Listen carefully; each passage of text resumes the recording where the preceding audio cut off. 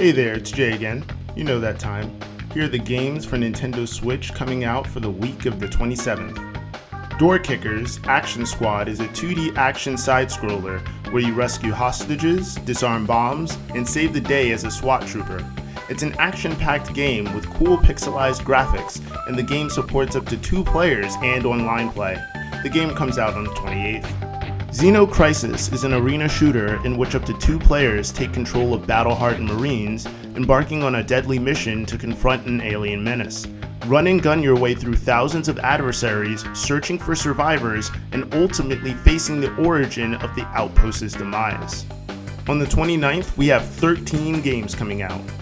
140 and Thoth are 2 indie games made by indie developer Jeppe Carlson. 140 is a minimalistic music platformer where you use rhythm to control when to jump and when to move over obstacles, while Thoth is a minimalistic twin shooter that pits you against different types of objects that tries to attack you.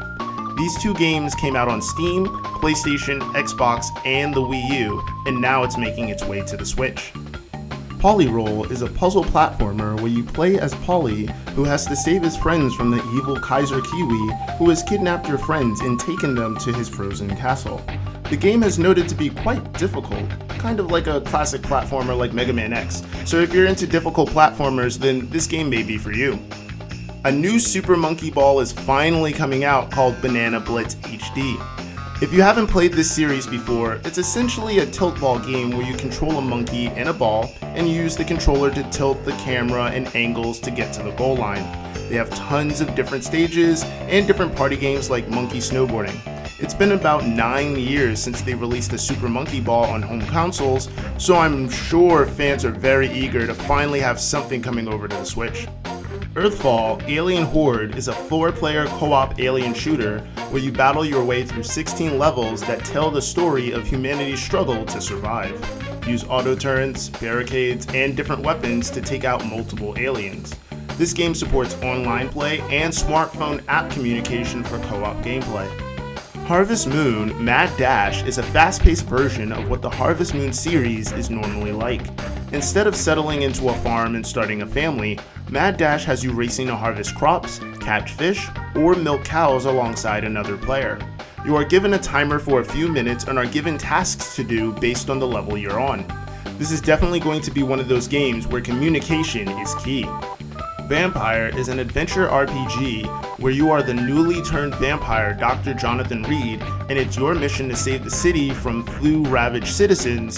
However, as a vampire, you're also cursed to feed on those you vowed to heal. You fight against vampire hunters, undead skulls, and other supernatural creatures while using your powers to manipulate those around you to decide who your next victim will be. Dusk Diver is an anime-style beat-em-up action game where you play as Yumo, who must protect the neighborhood from phantoms that are coming to the Earth from an unstable dimensional rift. Disney's classic games Aladdin and The Lion King is 2 classic games from the 90s being ported over to the Switch. Aladdin is a platformer where you travel through different areas to find and defeat Jafar while rescuing Jasmine, and The Lion King game shows Simba tackling the challenges of transitioning into maturity. After being cast out into the wilderness by Uncle Scar, Simba must face the elements, take down hyenas, and claim his rightful place as Lion King. Resident Evil 5 and Resident Evil 6 are now making its way to the Switch. Resident Evil 5 concerns Chris Redfield's attempts to stop the selling of illegal bioweapons in Africa, helped by Shiva Olimar, while Resident Evil 6 is about stopping a virus called the C virus, which is used to induce fear in the general population. If you have any of the other Resident Evil games on the Switch, this may be of interest to you as they're offering 33% on pre-orders for anyone who has any of the other Resident Evil games. Atelier Raisa, Ever Darkness, and The Secret Hideout is an anime RPG where you play as Raisa, who is on the verge of adulthood trying to figure out what is most important to her in her life.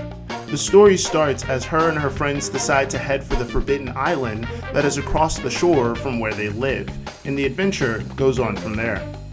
And last on our list for the 29th, we have Disgaea 4 Complete Plus Edition, which is a strategy RPG where you are the instructor of the Netherworld prison Hades. One day, a dark energy sucks all of the students away and you are left wondering why. Angry, you decide to revolt against the prison, and that's where the story begins. Spaceland is a turn-based strategy game where you land on a lost planet and you must shoot, kick, blow up, and destroy any mutants that show up to take you down.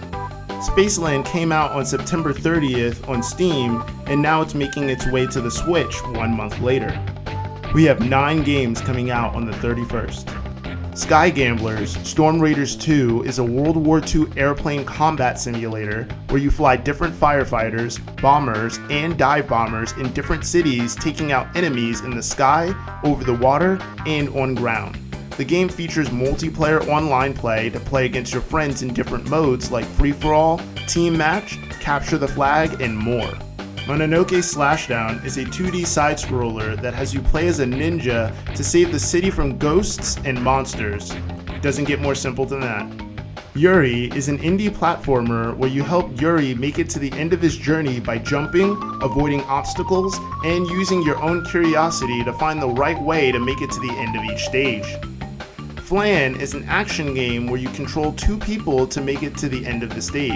It's a simple game that uses only 4 controls, left and right stick, an L and R trigger to move around and attack using your frozen black knight. The Big Journey is an indie platformer where you are a cat who is hungry for food and excitement.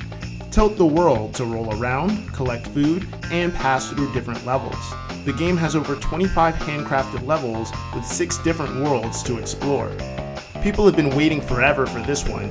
Luigis Mansion 3 is finally hitting shelves on the 30th, which is the perfect day to do it since it's Halloween. It's been 6 years since they've made a Luigi's Mansion game, and over 17 years since they've made a Luigi Mansion game on console. This game has more of an open-ended level structure rather than the predefined mission sets like in the previous game. Luigi is tasked with exploring a large hotel.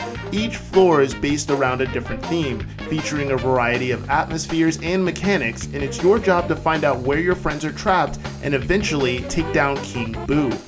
Ghost Parade is an indie adventure platformer where you help protect the spooky unnatural inhabitants in the woods from those who are trying to level the forest for profit. You team up with different ghosts with different special abilities to help you explore each level so that everyone can have the chance to make it home safely. Otaku Zumo is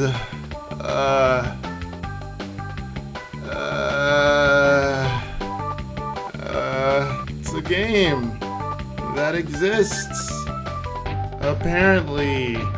I mean, I'm not gonna lie, this game is it just looks hilarious. I mean, I'm not sure if they were creating this like with serious intention or if they were doing this just for jokes. This game is super funny. I could look into it further just to find out more about it, but just on its surface level, this game looks hilarious. Agony is a first-person survival horror game where you are in hell without any memory of your past, and you must escape by staying alive, exploring the hostile environment, and finding the riddle behind the mysterious goddess, which is the only way to escape. And finally, we have 5 games releasing on the 1st. Perserverance is a visual novel about surviving as a father, Jack, who is struggling to keep his family together and finds himself in the middle of horrific events. It's a play-at-your-own-pace type of game where you can choose the type of person Jack will be and what actions will come from his choices that you make. The Minst Beginning is a strategy-based game where you are God creating structures, planting vegetation, breeding animals, taking care of your minions, using your divine powers, and more. You assume the lead over Mims as they journey across the galaxy in their epic quest. Race with Ryan is a kart racer where you play as different characters from the YouTube channel Ryan's World. To be honest, I've never heard of the show Ryan's World, probably because it's a kids channel, but as of this recording it has 22 million subscribers and over 32 billion views on YouTube, so he's pretty well known. The game, however, seems just like a standard kart racer. I will hold my reserves on how good the game is until it comes out. They are trying to compare it to Crash Team Racing Nitro Fueled, which I'm just gonna be honest, I just don't see.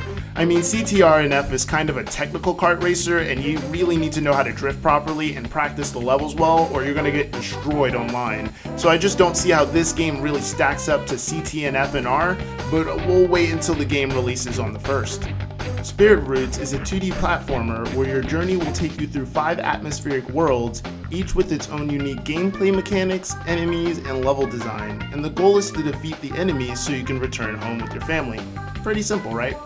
And the last one on our list is Windmill Kings, which is an indie strategy game where you use different units and structure types to command and plan your attacks on your enemy troops.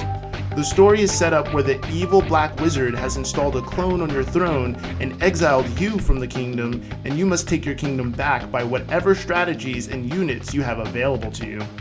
Whew, 29 games this week.